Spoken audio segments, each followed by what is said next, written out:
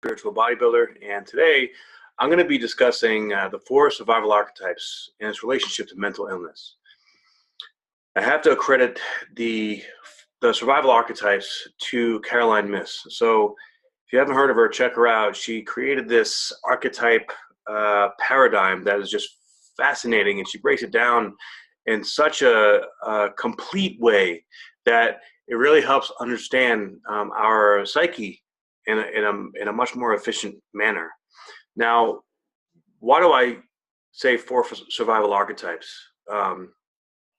And why am I relating it to mental illness? Well, first we have to ask ourselves, what exactly is an archetype?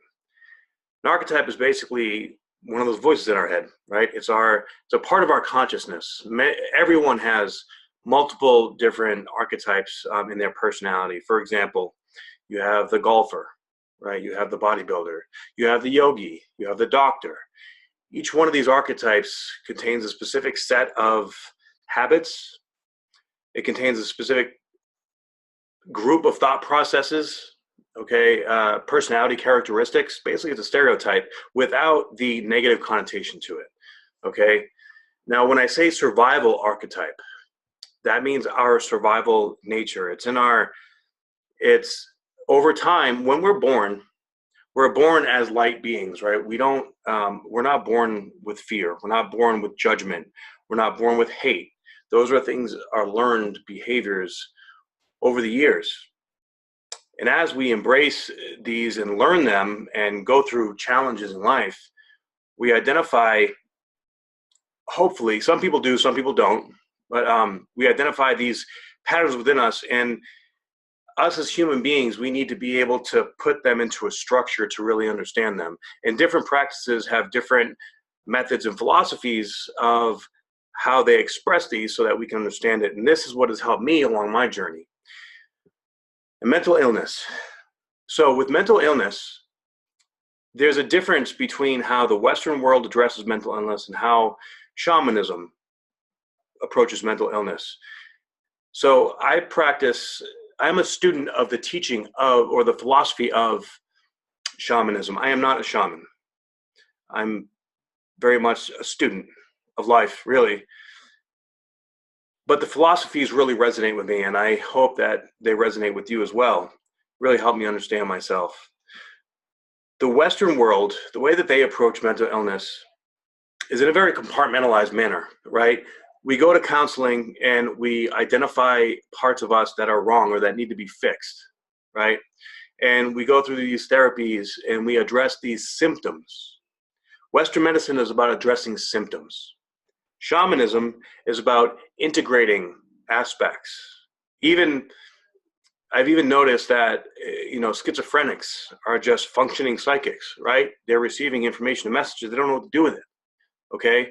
So understanding this and understanding the contrast between how the Western world addresses mental illness and how shamanism addresses mental illness is an incredibly important contrast to comprehend, because the fact that Western medicine looks to compartmentalize and address symptoms in our soul, in our psyche, when we don't accept a part of ourselves, when we believe that we have to fix ourselves, that keeps us sick.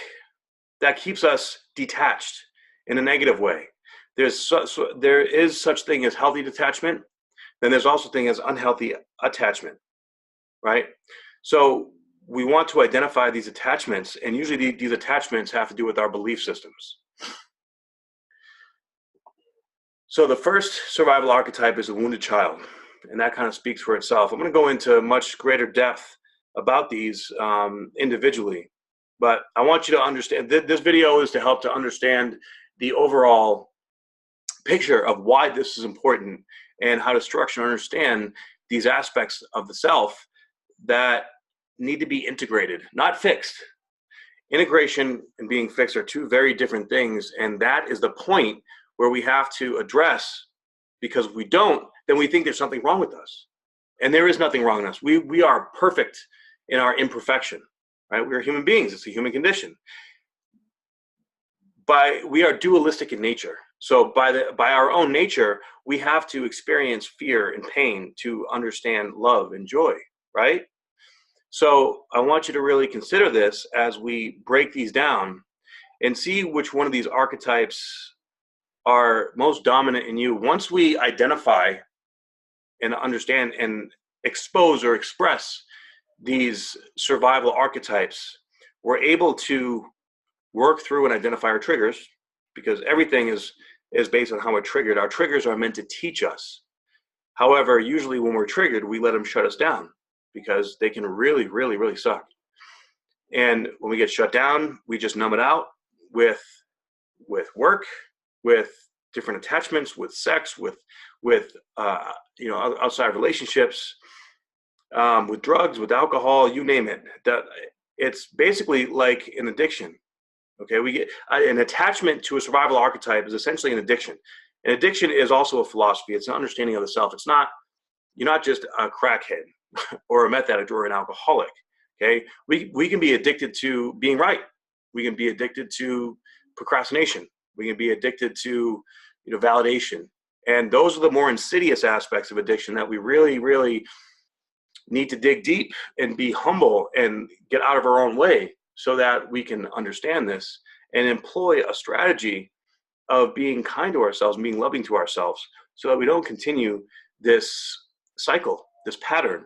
Generally speaking, these behavior patterns are passed down from generation to generation.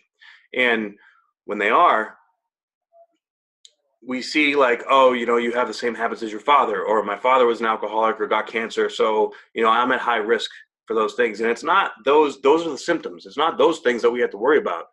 It's the thought processes, the emotional patterns underneath that we have to address. Now, every archetype has a shadow side and a light side, okay? The shadow side is always the unknown. It's our fear. It's things that we don't understand about ourselves. And once we face those triggers and accept them in and stop suppressing them, stop pressing them down, that's when we have breakthroughs. That's when we learn to accept these parts of ourselves as imperfections. We learn the lesson that they're trying to teach us, and then we take those lessons and we bring it out to the world as the new being that we are. So instead of compartmentalizing these things, and the Western world, we're learning, we're growing. These ancient practices of understanding the psyche and its interconnectivity to the physical body and to the spirit, it is all a part of the same thing. They're just layers of who we are.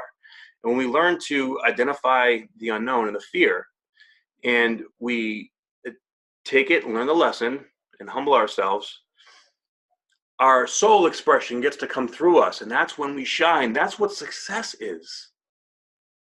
Success is just being our authentic self, nothing more, nothing less. That's it. Everybody has their own passions, and when you are able to take that expression of yourself that you are embarrassed of or afraid to show or afraid to be vulnerable with, man, that's when magic happens, right? So I recommend and I suggest that you take this opportunity to look at just that philosophy in and of itself, right? Integration as opposed to compartmentalization. Okay, acceptance as opposed to fixing. When we accept ourselves, then we become more a part of the collective consciousness, because we are all connected. Human beings, we all share the same superconscious. There's 3 layers. There's the conscious mind, which is the left brain. There's the subconscious mind, which is really pretty much the right brain. And then there's the superconsciousness, which is what our subconscious is directly connected to. And all human beings are connected, right? We all have extrasensory perception. And right now, as we ascend to the 5D dimension, those aspects are coming out of us, whether we like it or not. And it's a great thing. But if you fight it, if the ego just wants to win and just needs to be right, if you want to, you can't grow and be right in the same place. They're 2 contrasting energies, right? So we understand what an archetype is. And now let's go and dive into each individual archetype and look within yourself when we talk about these specific aspects and see what part rings true for you. You can write it down, you come back at this when you're going through something, a trigger, and identify, oh yeah, that makes sense. So what is this trying to tell me? And we'll explain the dark side versus the light side. And that way you have a reference point for what it is and what to look for in order to be able to let go of the fear and the negativity, and to embrace all the newness of being a deeper part of yourself. We all have this feeling underneath that, man, I'm meant for something more. I can do greater. I can do bigger things. But as we go through life just, it seems to just keep compounding. You know, if we're not learning a lesson, it just gets louder and louder and louder and louder until we cannot ignore it anymore, or it kills us, one or the other, you know? So let's dive into that. Thank you for watching, and let's get to it.